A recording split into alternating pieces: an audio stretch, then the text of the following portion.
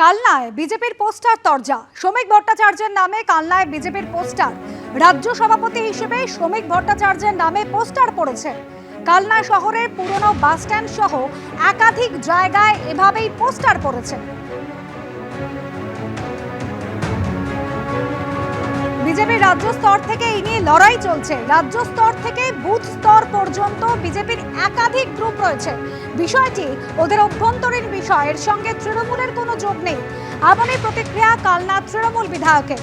অন্যদিকে ঘটনায় তৃণমূলের বিরুদ্ধে ষড়যন্ত্রের অভিযোগ করছেন বিজেপির শহর সভাপতি।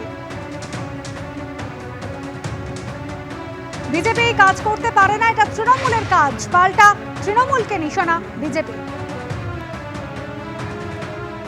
বিজেপি যারা করে তারা কখনো বিজেপি বাঁচাও মঞ্চের নামে কোনো কাউকে সভাপতি করার কথা বলে না, কারণ বিজেপি একটি পার্টি উইথ দ্য ডিফারেন্স। এখানে একটা সাংগঠনিক পদ্ধতি আছে, পদ্ধতি মেনেই নির্বাচন হয়। অকালমে তৃণমূল বাঁচাও মঞ্চ, তৃণমূল বুঝতে পারছে যে আগামী বিধানসভা নির্বাচনে 26 বিধানসভা নির্বাচনে এই জেলায় বিজেপি ভালো ফল করবে।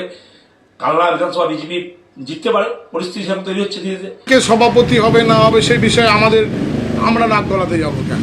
কারণ ওদের তো লড়াই চলছে রাজ্য স্তর থেকে, সে তো আপনারা প্রত্যক্ষ বা পরোক্ষভাবে তো দেখতেই পাচ্ছেন। ওই প্রথমেই তো বললাম, আমাদের চক্রান্ত থাকবে কেন? বিজেপির যা গোষ্ঠীদ্বন্দ্বে জর্জরিত, সেটা হচ্ছে কেন যে নিজেদের গোষ্ঠীটা ওটা নিজেরাই সামলায়। কালনা শহরে আমাদের তৃণমূলের এমন অবস্থা নেই যে হচ্ছে কেন যে কালনা শহর থেকে আওয়াজ তুলবো আমরা যে হচ্ছে কেন যে বিজেপির অমুকজনাকে রাজ্য সভাপতি করা হবে। চুঁচুড়ার তৃণমূল বিধায়ক অসিত মজুমদার, তার বক্তব্য শোনাবো এবার। দিদি যদি টিকিট না দেয় বেঁচে যাব, গঙ্গায় স্নান করব, দল বললে পদত্যাগ করে চলে যাব, এই টিম নিয়ে আর পারছি না।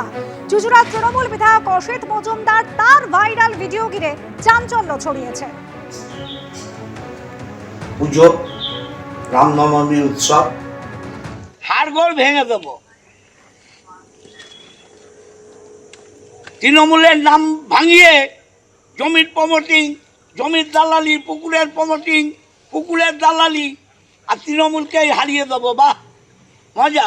5টা 6টা বুদ্ধি তো খেয়ে নিয়েছ, সব পুরো দেবানন্দপুর খেয়ে নিয়েছ, আর নেতাগিরি মারাচ্ছ।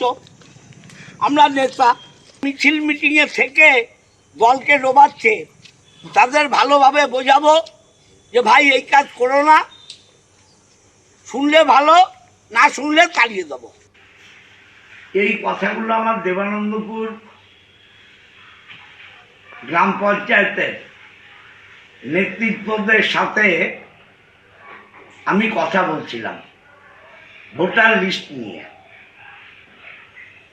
এটা আমার দলের কথা,